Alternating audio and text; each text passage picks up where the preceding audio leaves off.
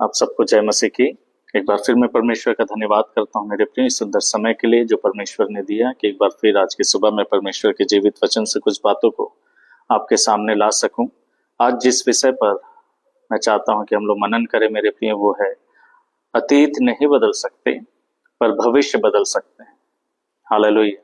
हाँ मेरे प्रियो, आप अपने अतीत को नहीं बदल सकते, पर यकीन माने आप अपने भविष्य को बदल सकते हैं और ये आपके हाथ में है। आपका भविष्य बदल सकता है और आपका भविष्य आशीषित हो सकता है। यद्यपि आपका अतीत कितना भी खराब दुर्भाग्यशाली भले ही क्यों ना हो, लेकिन आपका भविष्य बहुत अच्छा हो सकता है और परमेश्वर आपके जीवन में आशीष दे सकता है। बाइबल बताती है यिर्मयाह नबी की किताब उसके 29 अध्याय में कि जो कल्पनाएं परमेश्वर हमारे विषय में करता है मेरे प्रिय, वो हमारी हानि के लिए नहीं करता, लेकिन मेरे प्रिय वो हमारे लाभ के लिए योजनाओं को बनाता है ताकि हमें एक उज्जवल भविष्य दे और अंत में हमारी आशाओं को पूरा करें। हालेलुया।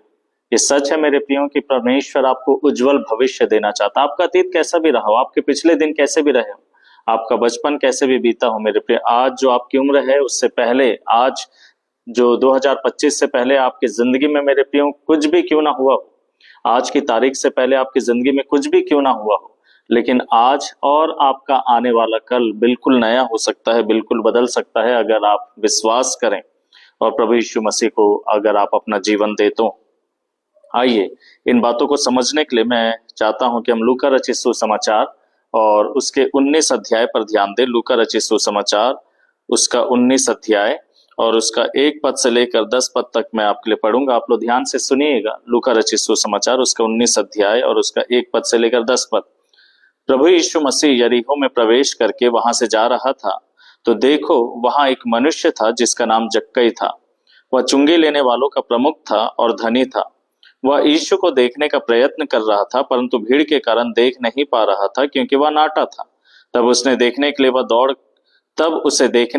वह दौड़ कर एक गूलर के पेड़ पर चढ़ गया, क्योंकि यीशु उसी मार्ग से होकर जाने वाला था। जब यीशु स्थान पर पहुंचा तो उसने ऊपर देखकर उससे कहा, जक्कई शीघ्र नीचे उतर आ, क्योंकि आज मुझे तेरे घर में रहना है। और उसने झटपट नीचे उतरकर प्रसन्नता पूर्वक उसका स्वागत किया। जब लोगों ने यह देखा तो वे सब यह कहकर कुड़कुड़ाने लगे, वह तो अर्थात यीशु तो एक पापी मनुष्य का अतिथि बनने गया है। जक्कई ने खड़े होकर प्रभु से कहा, प्रभु देख, मैं अपनी आधी संपत्ति कंगालों को दे दूंगा, और यदि मैंने किसी से अन्याय करके कुछ भी लिया है तो उसे चौगुना लौटा दूंगा। यीशु ने उसके लिए कहा, आज इस घर में उद्धार आया है, क्योंकि यह मनुष्य इब्राहिम का एक पुत्र है।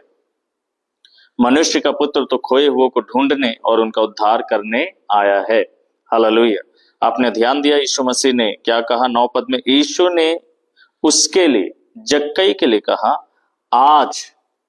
आज के इस दिन में, आज अर्थात वर्तमान में, आज के दिन में, इस घड़ी में, इस पल में, इस घर में उद्धार आया। हालेलुया। उद्धार उस घर में नहीं था, जक्कई की जिंदगी में भी नहीं था, उसके घर में भी नहीं था मेरे प्रिय। वो उद्धार पाया हुआ व्यक्ति नहीं था। आज हो सकता है कि आप भी, हो सकता है कि आपने उद्धार पाया हो, या हो सकता है कि आपने उद्धार ना पाया हो, लेकिन अगर आपने उद्धार नहीं पाया है तो आज का दिन आपका उद्धार का दिन हो सकता है मेरे प्रियो। सो बाइबल यहाँ बताती है कि प्रभु यीशु मसीह यरीहो में प्रवेश करके वहां से जा रहे थे और वहां पर एक व्यक्ति था जिसका नाम था जक्कई, और जक्कई चुंगी लेने वालों का प्रमुख था और वह बहुत धनवान था। ये बातें बाइबल बताती है मेरे प्रियो। लेकिन बाइबल यह भी बताती है कि वह नाटा था, और क्योंकि वह चुंगी लेने वाला था मेरे प्रियो, वह एक अन्यायी था, अन्यायी व्यक्ति था। अगर आप इसको समझना चाहते हैं मेरे प्रियो तो हम लोग देख सकते हैं लूका रचित सुसमाचार उसका 18 अध्याय और उसके 11 पद से आगे जब हम लोग पढ़ते हैं मेरे प्रिय, तो मैं और आप यहाँ पर 2 व्यक्तियों की प्रार्थनाओं के बारे में पढ़ते हैं जो जिसका वर्णन प्रभु यीशु मसीह करते हैं। खैर, फरीसी ने इस प्रकार प्रार्थना किया। फरीसी खड़ा होकर स्वयं इस प्रकार प्रार्थना करने लगा, हे परमेश्वर, मैं तुझे धन्यवाद देता हूँ कि मैं अन्य लोगों के समान ठग, अन्यायी व व्यभिचारी नहीं हूँ, ना इस चुंगी लेने वाले के समान ही हूँ। अर्थात चुंगी लेने वालों को अच्छा नहीं माना जाता था मेरे प्रिय। चुंगी लेने वालों का जीवन ठीक नहीं रहता था। चुंगी लेने वाले उन दिनों में अक्सर अन्यायी हुआ करते थे, जो रोमी शासन के द्वारा ठहराए गए थे ताकि वो यहूदियों से, इजरायलियों से मेरे प्रिय कर वसूल करें, और जक्कई उनमें से एक था, और ये उनका एक प्रमुख, एक नेता की तरह था मेरे प्रिय, एक अगुवे की तरह था। और ये लोगों के साथ बहुत अच्छा व्यवहार नहीं करता था। इसका जन्म यरीहो में हुआ। अगर आप देखें मेरे पे, पुराने नियम में बाइबल बताती है कि यहोशू के दिनों में यहोशू ने यरीहो नगर को जब उसने ध्वस्त कर दिया परमेश्वर के सामर्थ के द्वारा, तो उसने उस नगर को श्राप दिया और वह एक श्रापित नगर है। आगे चलकर हम लोग जानते हैं कि राजाओं के किताब में एक व्यक्ति ने उस नगर को फिर से बनाने का प्रयास किया और उसके घर में उसका बड़ा बेटा और उसका छोटा बेटा खत्म हो गए, और ये एक श्रापित नगर था। और बाइबल बताती है मेरे प्रियो, इसी नगर में जक्कई का जन्म हुआ है। अब देखिए, आप अपने जन्म को तय नहीं कर सकते कि आप कहां पर पैदा होंगे, आप किस जगह में पैदा होंगे, ये आपके हाथ में नहीं है ना। आप किस घर में पैदा होंगे, कौन से मोहल्ले में पैदा होंगे, किस देश में पैदा होंगे, किस सन में पैदा होंगे, ये आपके हाथ में नहीं है, ये परमेश्वर के हाथ में है, ये परमेश्वर के हाथ में है। अगर किसी से पूछा जाता मेरे प्रियो कि क्या तुम यरीहो में पैदा होना चाहते हो, मुझे नहीं लगता कि कोई बोलेगा कि हाँ मैं यरीहो में पैदा होना चाहता हूँ, क्योंकि उन्हें पता है वो एक श्रापित नगर है, वो एक श्रापित नगर है और उसका इतिहास बहुत अच्छा नहीं रहा मेरे प्रियो। और जक्कई उसी नगर में पैदा हुआ, उसी नगर में उसने जन्म लिया। ये इन बात कुछ ऐसी बातें हैं जिंदगी में मेरे प्रिय जिसके ऊपर आपका नियंत्रण नहीं, आपका वश नहीं है, आप उसके लिए कुछ भी नहीं कर सकते मेरे प्रिय। आप भले ही कितना भी परेशान हो, निराश हो, और आप सोचोगे यार मेरे साथ ऐसा क्यों हुआ, है ना। जक्कई अगर सोचे कि मैं ही क्यों यरीहो में पैदा हुआ, ना केवल वो यरीहो में पैदा हुआ, लेकिन बाइबल बताती है मेरे प्रियो कि वो नाटा था। अब शारीरिक तरीके से देखे वो नाटा है, उसका जो कद है वो बहुत कम है, और जो नाटे लोग हैं उनका कई बार लोग मजाक बनाते हैं, मजाक उड़ाते हैं। उसको कैसे लगता होगा मेरे पे, अगर आप शारीरिक तरीके से कमजोर हैं या कोई कमी आपकी जिंदगी में है तो आपको बहुत खराब लगेगा। जब आप संसार को देखेंगे कि संसार के लोग बहुत अच्छे दिखाई दे रहे हैं, काफी काबिल दिखाई दे रहे हैं, अच्छे कद काठी के हैं, अच्छे रंग रूप के हैं, और आपका रंग अगर अच्छा नहीं है, क्यों मेरे प्रिय, रंग की बात नहीं है वास्तव में, लेकिन दुनिया में आज समाज ने इस बात को दिखा दिया है कि कौन सा रंग इंसान का अच्छा है, कौन सा रंग खराब है। और इसी बात के वजह से आज बहुत सारे लोग बहुत परेशान रहते हैं, लेकिन इसके ऊपर आपका वश नहीं है। क्या करोगे आप, क्या कर सकते हैं। आप जिस परिवार में पैदा हुए वो आपके हाथ में नहीं था, आप जिस घर में पैदा हुए मेरे प्रियो वो आपके हाथ में नहीं था। हम लोग जानते हैं मेरे प्रियो कि हमारे देश में कैसा जातिवाद है, लेकिन कौन किस जाति में पैदा होगा उसके खुद की इच्छा नहीं है। किस घर में, किस मोहल्ले में पैदा होगा, अमीर घर में पैदा होगा या गरीब घर में पैदा होगा, ये उसके हाथ में नहीं है, उसके हाथ में नहीं है, ये तो परमेश्वर के हाथ में है। हालेलुया। और परमेश्वर के पास एक योजना है मेरे प्रिय, परमेश्वर के पास एक भली योजना है। सो जक्कई के बारे में बाइबल बताती है वो यरीहो में था और वो नाटा था। एक तो यरीहो जो श्रापित नगर कहलाता था मेरे प्रिय, उसमें वो पैदा हो गया। अब उससे आगे हम लोग देखते हैं कि वो शरीर में काफी नाटा है। पता नहीं वो बचपन से चिड़चिड़ा रहा हो सकता है कि उसके नगर के लोग उसका काफी मजाक उड़ाते हैं और उसने सोचा हो कि एक दिन मैं कुछ ऐसा बनूंगा ताकि मैं इनके सामने इनको मैं सिखा सकूं, मैं बदला ले सकूं, पलटा ले सकूं इनको, तब देखता हूं कि मुझे कौन मेरा मजाक उड़ाएगा, कौन मुझे क्या बोलेगा। और उसने देखा मेरे प्रियो कि वो चुंगी लेने वालों का सरदार वो बन गया। और मेरे प्रियो, और उसके बाद उसने लोगों के साथ अन्याय करना शुरू किया। जरूरत से ज्यादा, जितना तय किया गया था उससे ज्यादा वो लेने लगा, लोगों को परेशान करने लगा। और लोग उस व्यक्ति से बड़े परेशान थे, और चुंगी लेने वाले पापी माने जाते थे मेरे प्रियो। हो सकता है कि इसकी आदतें ठीक ना हो, इसका व्यवहार ठीक ना हो, इसका चाल चलन ठीक ना हो, उसका आना जाना उठना बैठना अच्छे लोगों के साथ ना हो। ये जक्कई का जिंदगी है। लेकिन क्या इसका नियंत्रण था कि वो यरीहो में पैदा होगा या नहीं होगा, या इस परिवार में पैदा होगा या नहीं होगा, या उसका कद क्या होगा, उसका रंग रूप क्या होगा, ये इसके हाथ में नहीं था। इसलिए मैंने कहा कि अतीत कैसे कई बात होते हैं जिसको लेकर लोग कई बहुत परेशान होते हैं, और लोग कई वो सोचते रहते बैठ करके मेरे साथ ऐसा क्यों, अगर मैं अच्छे परिवार में पैदा हुआ रहता तो कितना अच्छा होता, अगर किसी अच्छे जगह में पैदा हुआ रहता तो बहुत अच्छा रहता। कई लोग सोचते कि मैं भारत देश में क्यों पैदा हुआ, कई लोग सोचते कि मैं स्लम में क्यों पैदा हुआ, गरीबों के बीच में क्यों पैदा हुआ, मैं झोपड़ी में क्यों पैदा हुआ, मैं एक छोटी बस्ती में क्यों पैदा हुआ, एक अच्छे शहर में पैदा हुआ रहता, कुछ दूसरे अच्छे देश में पैदा हुआ रहता। कई लोगों को लगता है कि अच्छा होता कि अगर मैं इस परिवार में पैदा हुआ रहता, मेरा पालन पोषण अच्छा होता, पढ़ाई लिखाई अच्छा होता, हो सकता है। ऐसे कई सारी बातें सोचते हैं लोग मेरे प्रिय, लेकिन ये आपके हाथ में नहीं है। सो जो आपके हाथ में नहीं है आप उसके लिए परेशान ना हो। याद रखिए कि परमेश्वर ने अपने स्वरूप और समानता में आपको बनाया है। परमेश्वर ने अपने एक योजना के अंतर्गत आपको बनाया। आप जहां पर भी, जिस परिवार में भी, जिस शहर में भी, जिस गली में भी, जिस मोहल्ले में भी, जिस जाति में भी, अमीर या गरीब, जहां पर भी पैदा हुए हो मेरे प्रिय, परमेश्वर का एक बड़ा मकसद था, परमेश्वर का एक बड़ा मकसद था। देखिए प्रेरितों के काम उसका 17 अध्याय उसके 26 पद में क्या लिखा है, उसने अर्थात परमेश्वर ने एक ही मूल से मनुष्य की प्रत्येक जाति को बनाया कि संपूर्ण पृथ्वी पर बस जाए, और इसलिए उसने उनका एक निश्चित समय तय किया। हालेलुया। परमेश्वर ने समय ठहराया था मेरे प्रिय। मैं कब पैदा होऊंगा ये परमेश्वर ने ठहराया था। आप कब पैदा होंगे ये परमेश्वर ने ठहराया था। कौन कब कहां पर पैदा होगा, किस स्थिति में पैदा होगा, किस परिवार में पैदा होगा, ये परमेश्वर ने ठहराया है। और उसके पीछे एक मकसद है मेरे प्रिय। परमेश्वर का एक ही मकसद है मनुष्य के लिए, कि मनुष्य परमेश्वर को प्राप्त करे मेरे प्रिय। मनुष्य परमेश्वर को जाने, परमेश्वर को, प्रभु यीशु मसीह को पहचाने और उसे ग्रहण करे, और मेरे प्रिय अपने जीवन में उद्धार पाए, अनंत जीवन पाए। ये परमेश्वर की मनसा है।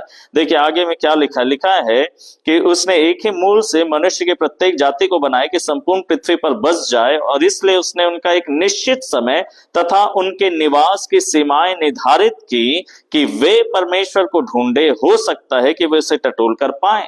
हालेलुया। मेरे प्रिय, आप जिस परिवार में भी पैदा हुए, जिस घर में भी पैदा हुए, जिस स्थान में भी पैदा हुए, उससे उन बातों ने आपकी मदद किया कि आज आप प्रभु यीशु मसीह को जान पाए और प्रभु यीशु मसीह को अपना उद्धारकर्ता करके ग्रहण कर पाए। मेरे प्रिय, अगर हो सकता है कि अगर आप कहीं और पैदा हुए रहते, किसी और परिवार में पैदा हुए रहते, किसी और पृष्ठभूमि में पैदा हुए रहते, किसी और परिस्थिति के अंतर्गत पैदा हुए रहते, तो मेरे प्रिय हो सकता है कि आप परमेश्वर को प्राप्त नहीं कर पाते, आप प्रभु यीशु मसीह को नहीं जान पाते। क्या बेहतर है कि आपने प्रभु यीशु मसीह को जाना? क्या ये बेहतर नहीं है?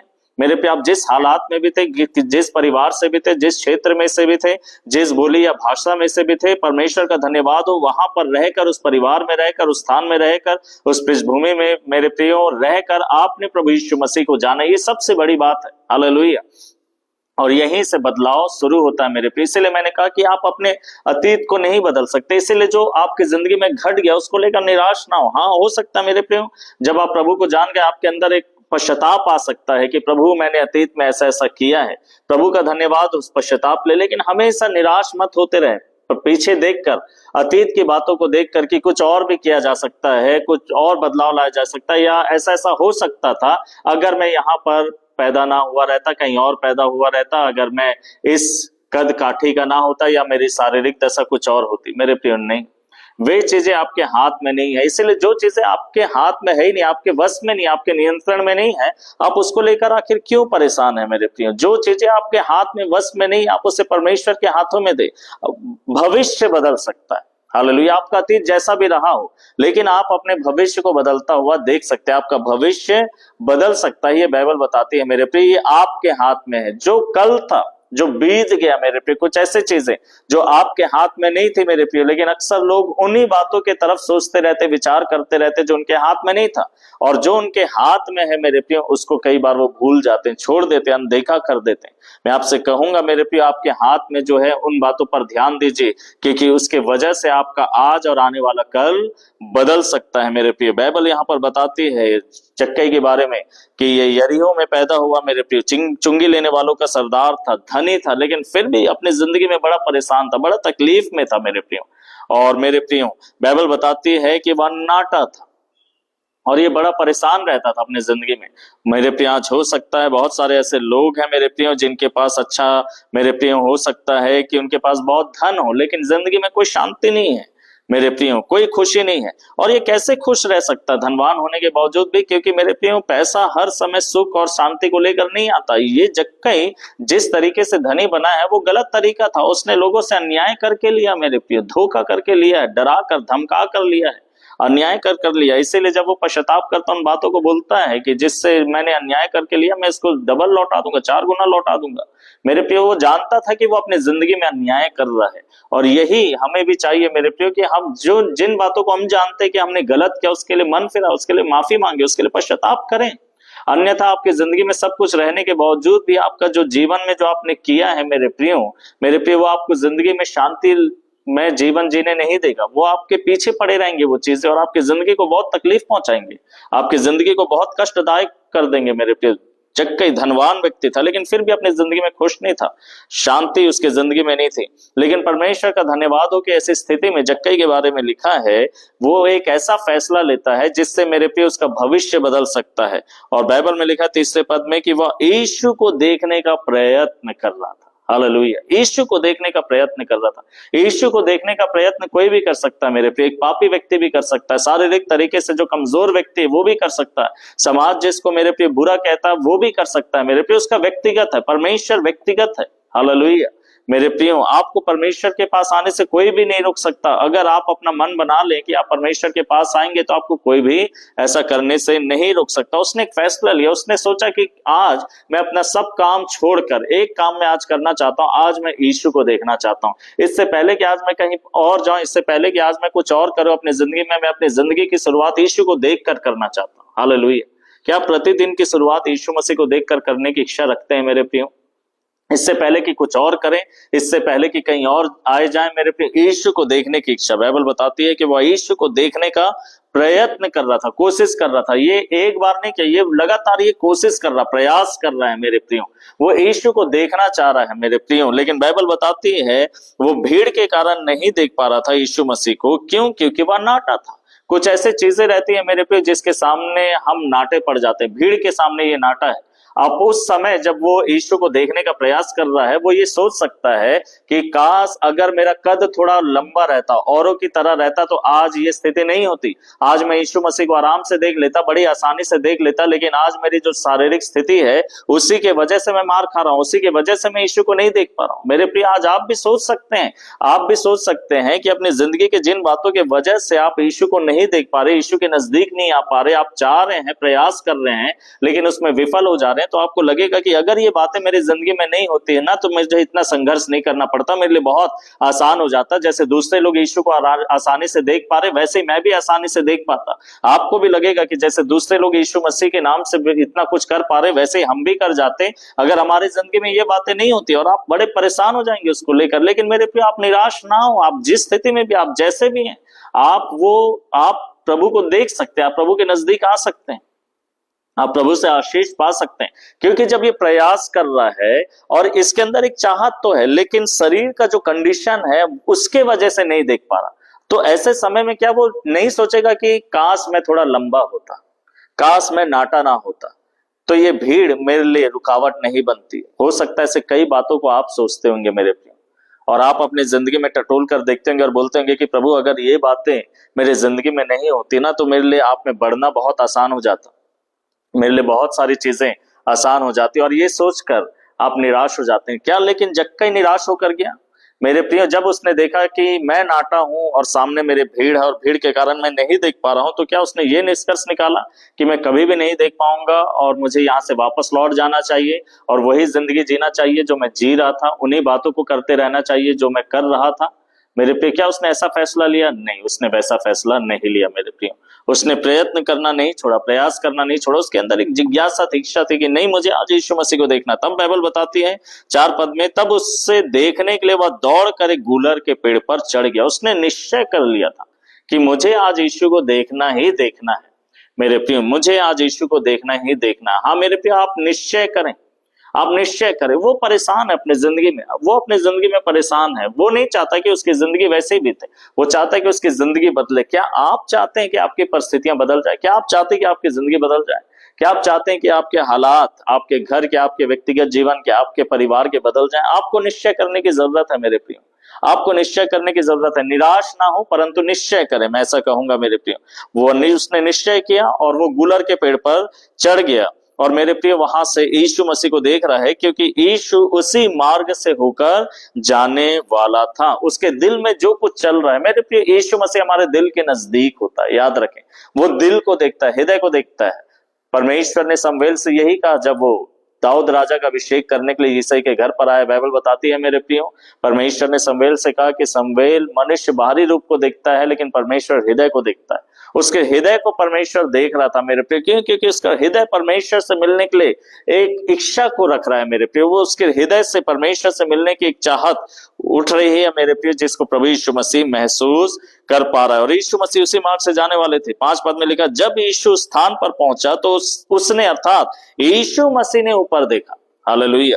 यीशु मसीह ने ऊपर देखा और जक्कई से कहा, जक्कई शीघ्र नीचे उतरा, क्योंकि आज मुझे तेरे घर में रहना है।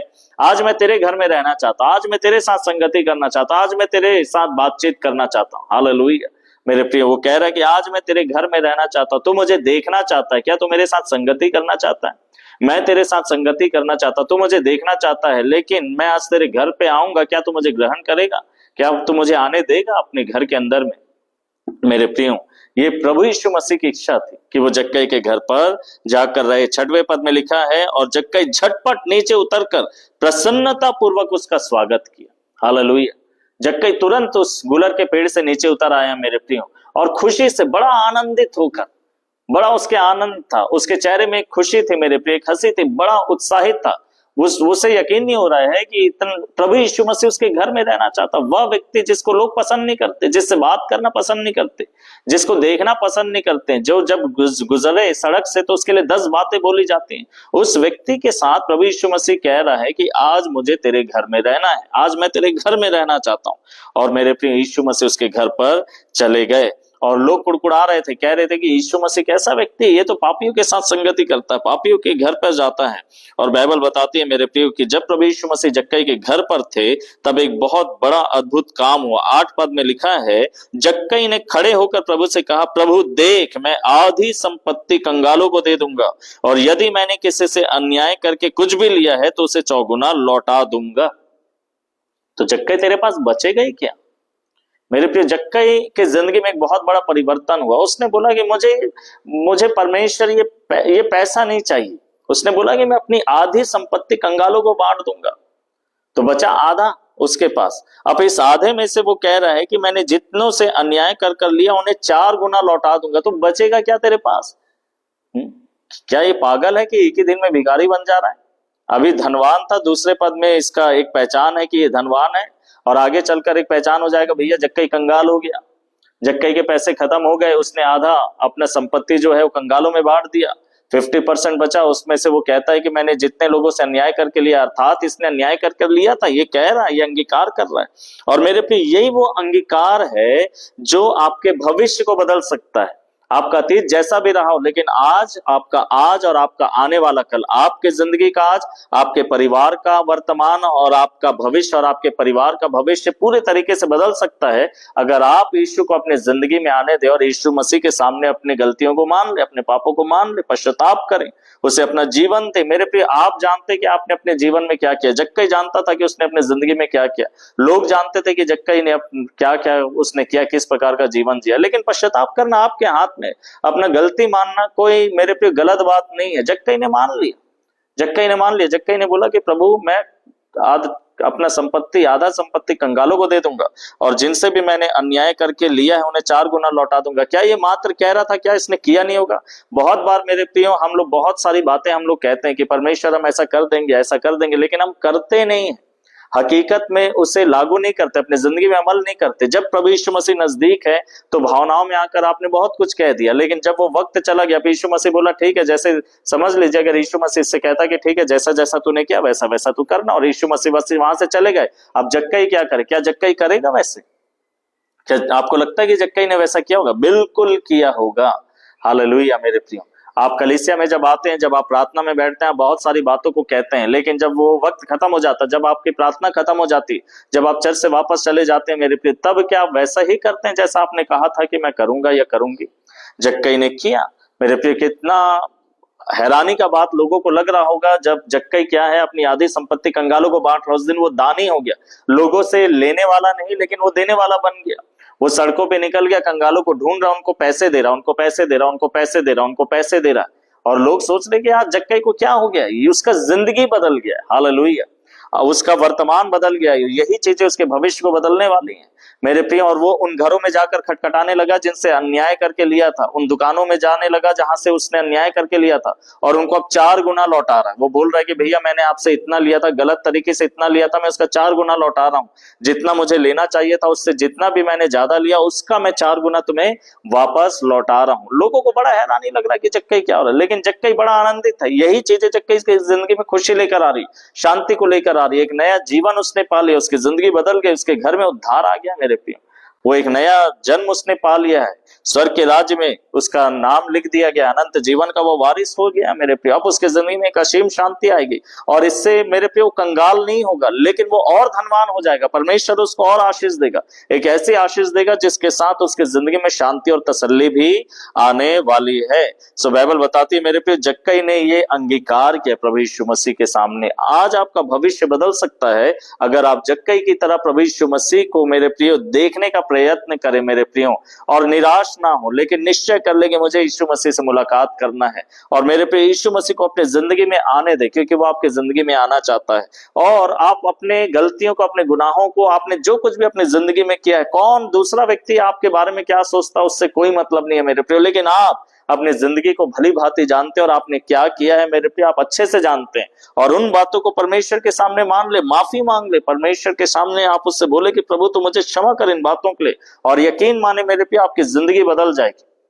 आपका आज और आपका आने वाला कल बदल जाएगा। इसलिए जो चीजें आप नहीं बदल सकते अतीत, आप अतीत में लौटकर वापस जाकर आप नहीं बदल सकते मेरे प्रिय। आप किसी भी घर में पैदा हुए हो, किसी भी पृष्ठभूमि में पैदा हुए हो, आपकी शारीरिक स्थिति आज कैसे भी क्यों ना हो, लेकिन आपका आज और आने वाला कल पूरे तरीके से बदल जाएगा, नया हो जाएगा, आशीषित हो जाएगा, धन्य हो जाएगा। आप एक गवाह बन जाएंगे अगर आप प्रभु यीशु मसीह के सामने आकर अपने आप को नम्र और दीन कर देंगे और अपनी गलतियों को, पापों को मान लेंगे। जब जक्कई ने ऐसा किया तो यीशु मसीह ने क्या कहा? यीशु मसीह ने जक्कई के लिए कहा, आज इस घर में, आज इस घर के अंदर में, आज इस जक्कई के अंदर में, जो आज तक, इस समय से पहले तक पापी माना जाता था, गुनहगार माना जाता था, लोग इसके लिए बुरी बुरी बातें बोलते थे, ये श्राप के अधीन में था, ये न्याय के अधीन में था, लेकिन आज इसकी जिंदगी में सब कुछ बदल रहा है।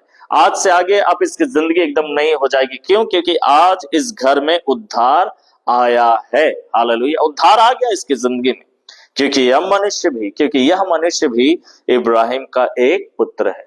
हालेलुया। और उस दिन से जक्कई की जिंदगी एकदम बदल गई। हालेलुया। उसकी जिंदगी में एक नई रौनक थी, एक नई शांति थी, एक नई खुशी थी, एक नई आशीष थी मेरे प्रियो। वो ऐसा फैसला वो कंगालों में आधी संपत्ति बांटने और चौगुना उनको लौटाने के बाद जिनसे न्याय करके उसने लिया था, उसके बाद भी वो कंगाल नहीं हुआ, उसके बाद भी वो गरीब नहीं रहा, उसके बाद भी वो कमी घटी में नहीं रहा मेरे प्रिय। लेकिन अब उसका विवेक निर्दोष है मेरे प्रिय, वो एक आशीषित व्यक्ति है। अब उस शहर के अंदर में, उस यरीहो नगर के अंदर में एक सुंदर गवाही है। जक्कई को देखकर लोग मेरे प्रिय तरह तरह की बुरी बातें नहीं कहते, लेकिन वो देख रहे हैं जक्कई की जिंदगी कैसे बदल गई। एक नया इंसान हमारे बीच में चल फिर रहा, घूम रहा, उठ बैठ रहा है और हमसे बातें कर रहा है मेरे प्रिय। कितना सुंदर बात है। आप अपना भविष्य बदल सकते हैं। क्या आप अपना भविष्य बदलना चाहते हैं? इसलिए मेरे प्रिय, अतीत जिसको आप नहीं बदल सकते, उन बातों की वजह से निराश मत होइए और ये ना सोचिए क्योंकि मेरा अतीत ये है इसलिए आज मेरी ये दशा है। ठीक है, कोई बात नहीं, उसको लेकर निराश ना हो। आपका स्थिति बदल सकता है, वो आपके हाथ में। अगर आप यीशु मसीह से मिलने, उसे अपने जीवन में आने देने और उसके सामने अपने पापों को मान लेने का फैसला लेंगे तो परमेश्वर आपको इन वचनों के द्वारा आप सबको आशीष दे। आइए हम अपने आंखों को बंद करेंगे, प्रार्थना करेंगे मेरे प्रिय। यदि आपने इन वचनों के द्वारा आशीष पाया है तो आप कमेंट बॉक्स में लिखकर बता सकते हैं। यदि आपके पास कोई प्रार्थना का विषय है तो वो भी कमेंट बॉक्स में आप लिख सकते हैं, ताकि आगे भी आपके लिए प्रार्थना मैं कर सकूं मेरे प्रियो। और यदि आपको लगता है कि ये संदेश किसी और को भी सुनना चाहिए, आप उन्हें भी इसे शेयर कर सकते हैं मेरे प्रियो, ताकि ज्यादा से ज्यादा लोग इस संदेश के द्वारा आशीष पाएं। आइए हम अपने आंखों को बंद करें और प्रार्थना करेंगे।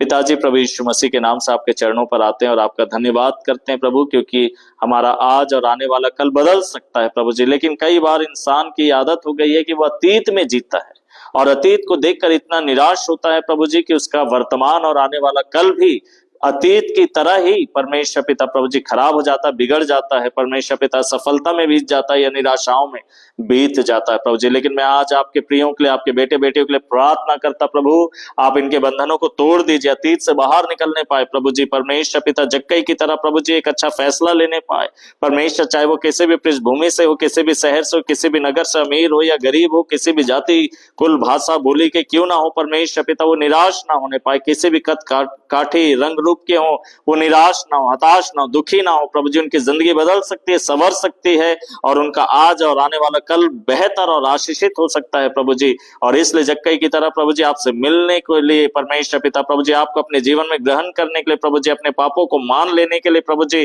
फैसला ले सके, ऐसा अनुग्रह दीजिए परमेश्वर पिता। कोई अपने मन को कठोर ना करने पाए। पवित्र आत्मा आपके अनुग्रह से प्रभु यीशु मसीह के सामने आकर सब नम्र और दीन हो जाए प्रभु जी, ऐसी दया करिए प्रभु। लोगों के बंधनों को तोड़ दीजिए मैं प्रार्थना करता हूँ हर एक का भविष्य अच्छा हो जाए, आज का दिन और आने वाला कल लोगों का आशीषित हो। प्रभु यीशु मसीह आपके सामर्थ्य नाम में हर एक लिए शांति, छुटकारा, चंगाई, सफलता, संपन्नता, कल्याण, बढ़ती, आनंद, उत्साह, प्रफुल्लता और दीर्घायु के वचन कहता हूँ। प्रभु जी मैं प्रार्थना करता हूँ विशेषकर उन भाई बहनों के लिए प्रभु जी, परमेश्वर पिता प्रभु, जिनके शरीर में तकलीफ है, कोई बीमारी है, कोई रोग है, कोई दर्द है, कोई पीड़ा है प्रभु जी, जिसे दवाइयां ठीक नहीं कर पा रही है, डॉक्टर्स भी ठीक नहीं कर पा रहे हैं, कोई इलाज नहीं है, मैं यीशु मसीह के सामर्थ्य नाम में उनके लिए प्रभु जी चंगाई की घोषणा करता हूं। प्रभु तूने उनके चंगाई के लिए कीमत चुकाई है, जब तूने अपने परमेश्वर पिता देह में कोड़ों की मार खाई, तू कीमत अदा कर रहा था प्रभु जी, तू कीमत चुका रहा था प्रभु जी, हर एक बीमारी से चंगाई की कीमत तूने दे दिया है प्रभु जी लॉर्ड। इसलिए प्रभु चंगाई को मैं हर एक के लिए यीशु मसीह के नाम से मांगता हूं, रिलीज करता लॉर्ड, हर एक के परमेश्वर शरीर में चंगाई आए प्रभु जी, सर से लेकर पांव तक शरीर के किसी भी अंग से संबंधित कोई भी बीमारी